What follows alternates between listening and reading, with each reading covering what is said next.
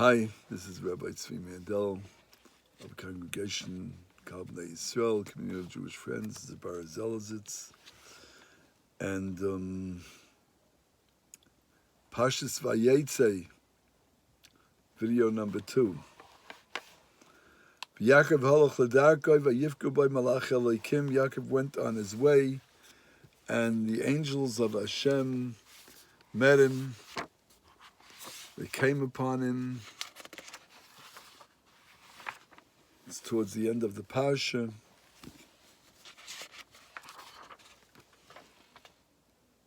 Malachim of Eretz Yisrael came towards him to escort him to the Holy Land, says Rashi. Says the Yeshua's Yankov, the Heilige Reb Yankov Lemberger, Reb Yankov Orenstein Lemberger, very close friend of the Holy Meir Premishlana, though himself was not a chassid, but he was one of the greatest Gedolei Torah of his times, the greatest Torah giants of his times. There were two kinds of angels. The first angel is an angel that comes towards a tzaddik to serve him and to help him, because the whole world and everything in the world, and all the worlds are made to serve the tzaddik, to help the one that worships Hashem, that loves Hashem, and that's connected to Hashem, do and grow and become better.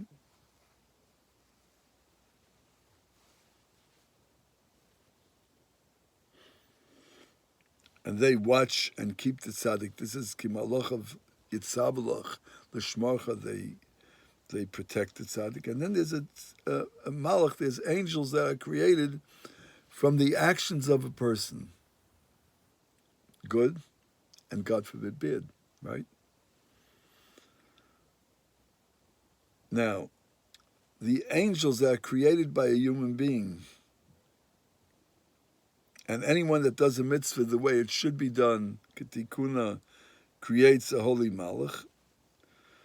So the Rishonim write, the earlier commentaries write, that a person will never see this angel. Because anyone that thinks of himself of a tzaddik is not considered a tzaddik, and then he's not fit to have this gewaldige chesed Hashem, this gewaldige charity, this goodness that Hashem does to him, and creates this malach from this angel.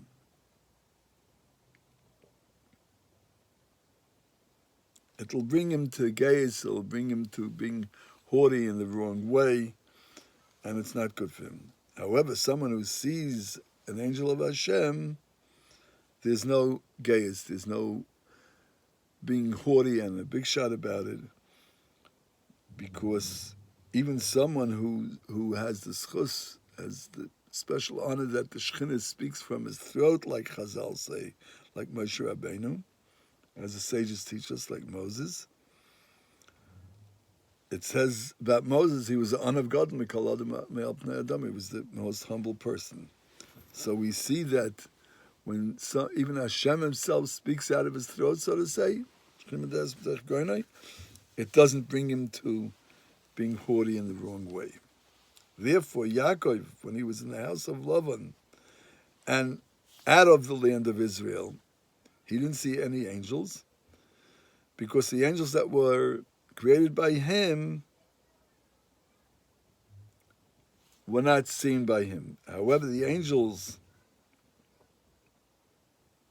that didn't come out of Eretz Yisrael, that were not in the house of Lavan, and now that he left the evil Lavan's house, and he was already coming to Eretz Yisrael, Hashem sent him these special angels that were not created by his actions, but were created by Hashem to protect him, so he could go on further and further into the Holy Land and grow in a spiritual way.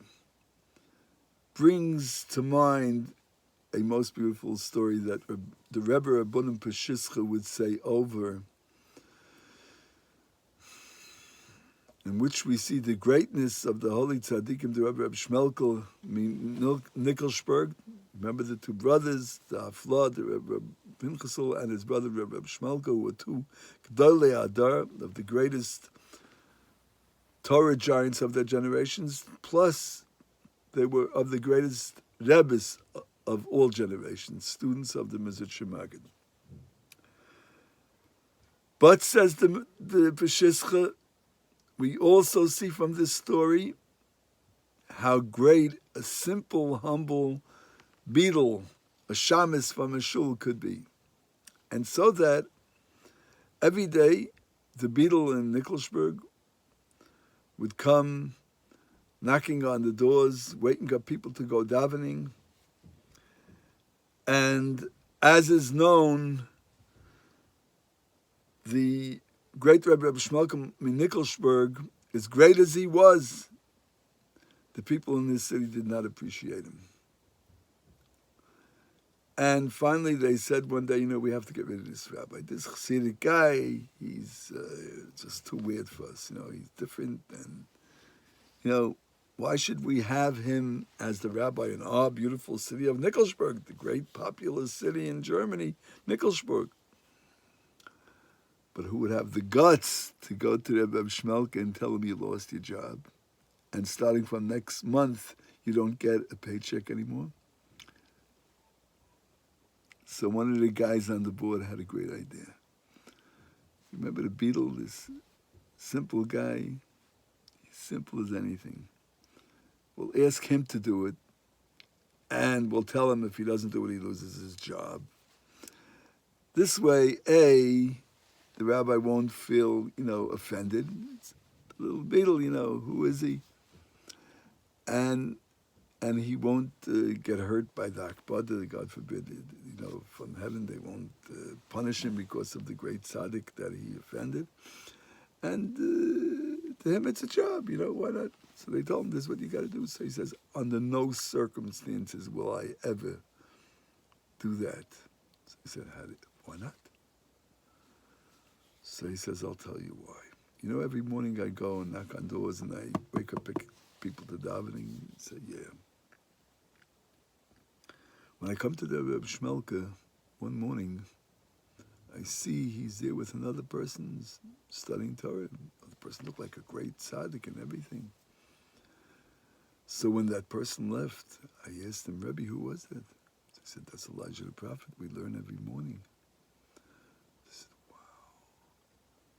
Elijah the prophet comes and learns here every morning. Wow. What a great tzaddik. I should tell him that he lost his job? Ain't gonna happen. Not by me. And so the people were taken aback. And that time they didn't bother Rebbe Shmelke anymore.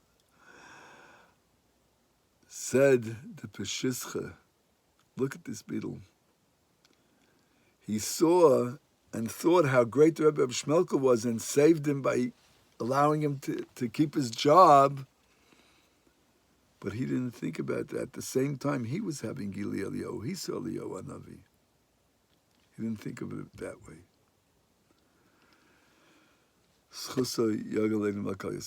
Let's have a great day.